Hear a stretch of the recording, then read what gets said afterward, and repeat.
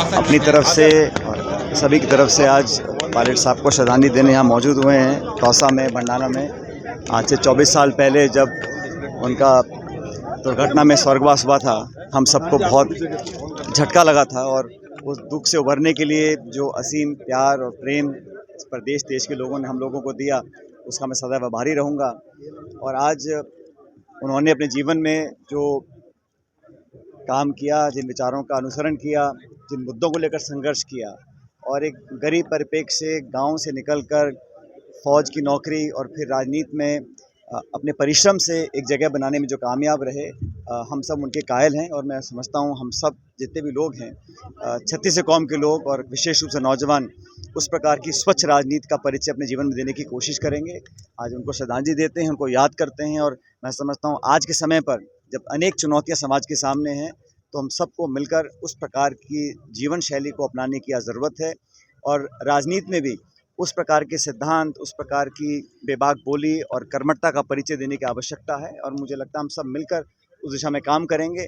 उन्होंने जो काम किए हैं उनको आगे बढ़ाने के लिए हम लोगों ने मिलकर परिश्रम किया है और उम्मीद करता हूँ आने वाले समय में कामयाब रहें। तो राजस्थान में जो परिणाम आए हैं, मैं प्रदेश की जनता का बहुत धन्यवाद देना चाहता हूँ कि अप्रत्याशित बहुत से एग्जिट पोल तरह तरह की बातें दिखाते थे, लेकिन राजस्थान की जनता ने विशेष रूप से ये दिखाया है कि भारतीय जनता पार्टी को 11 जगहों पर हम लोग पराजित कर सके हैं। जो सरकार डबल इंजन की थी, चाहे वो उत्तर प्रदेश की हो, हरियाणा की हो, राजस्थान की हो, यहाँ पर जनता, किसान, नौजवान ने एक स्पष्ट संदेश दिया है।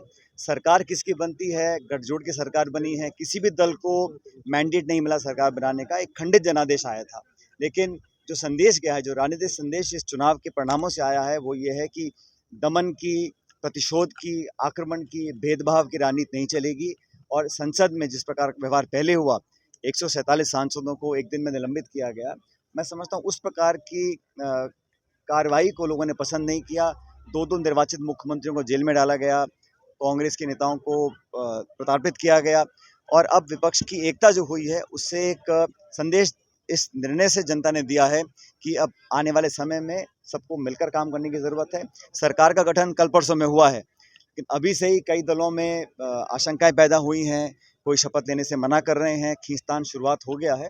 अब समय बताएगा कि सरकार कितना चलती है, कितना कामयाब रहती है। लेकिन जनादेश ये इस बार खंडित लोकसभा का रहा और कांग्रेस का संख्या बल दुगना हुआ है। और कांग्रेस में राहुल गांधी जी ने, खड़गे जी ने, हम सब ने मिलकर जो मेहनत करी है, उसका परिणाम आया है कि अब कांग्रेस के 100 से ज़्यादा सांसद हैं। और भाजपा चुनाव से पहले 303 सांसद लेके मैदान में उतरी थी, आज उनके 60-70 सांसद कम हुए हैं।